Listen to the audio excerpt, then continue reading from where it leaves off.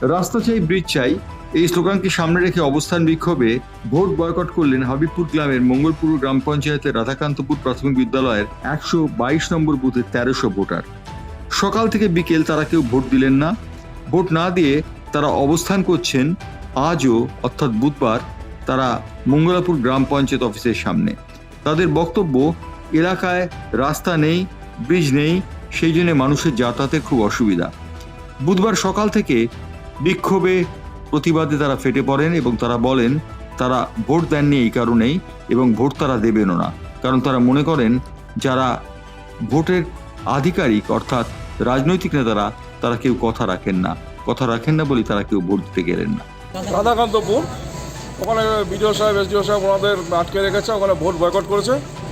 তারপর আমরা যথারীতি পুলিশ বাহিনী যাই এবং ওখানে আমার আগেই আইসি সাহেব, ডিএসপি, ডিএনটি সাহেব ওনারা উপস্থিত ছিলেন, কিন্তু ওদেরকে বুঝাতে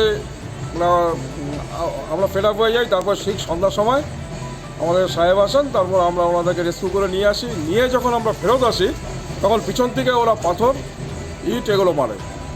সেটি একটা মামা মাথায় লাগে। কারা মারে? এখন ওখানকার লোকাল ভিলেজার্স। পুলিশের পক্ষ থেকে কি কোনো স্টেপ নেওয়া হয়েছিল যখন নিয়ে এখন আসা? আমি থানায় যাই, থানায় গিয়ে আমি দেখি কী করি, একসাথে কনসাল্ট করে যা করার করবো। ব্যুরো রিপোর্ট, উত্তরবঙ্গ, বাংলার পালস টিভি।